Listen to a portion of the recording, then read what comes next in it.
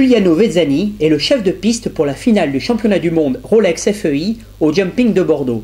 Un rôle central dans l'organisation de la compétition. Et on va faciliter les projets du parcours. Et quand on a une piste comme ça, on peut créer les difficultés sur les obstacles parce que le terrain c'est élastique et pour les chevaux c'est la chose meilleure qu'il peut trouver. Et alors quelles difficultés d'obstacles avez-vous préparées? La difficulté c'est que c'est une épreuve du Grand Prix.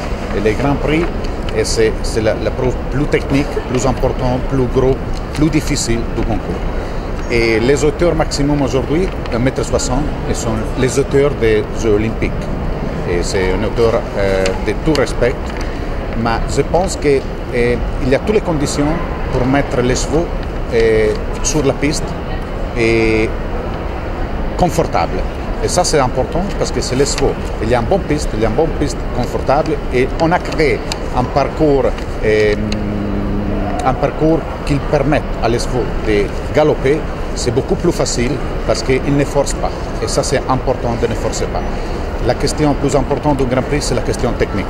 Parce que, outre à l'auteur et la largeur des obstacles, c'est la construction et surtout les lignes et les déroulements du parcours, que c'est la difficulté. Est-ce que vous pourriez nous montrer quelques détails justement de ces difficultés? Oui, nous avons beaucoup de détails aujourd'hui.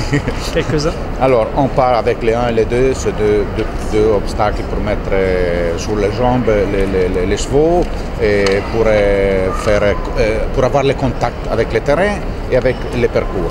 Après, on a un virage à gauche et il y a un triple, un spa important. On commence le vrai parcours, commence à l'étroit. Et après, le triple, un palanque sur un obstacle pas facile.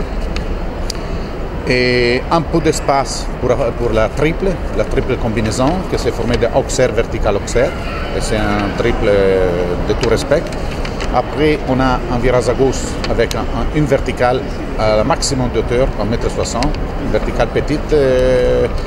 Les cavaliers doivent prester beaucoup d'attention, beaucoup de concentration pour faire bien les sauts. Il y a une ligne composée par un auxerre, les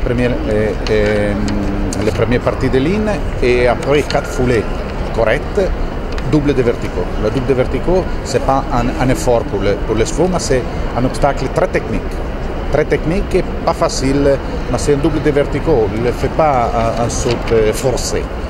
Après, on va continuer parce que nous avons 13 obstacles, nous sommes à les 8, un peu de relax pour les chevaux pour affronter un petit auxerre et après un gros auxerre, que c'est le numéro 10, pour terminer sur la ligne finale 11, 12, 13, que c'est le maximum d'auteur. Il y a les bidets. Les bidets, ils sont de couleur azur et les chevaux ils prêtent l'attention aux pieds.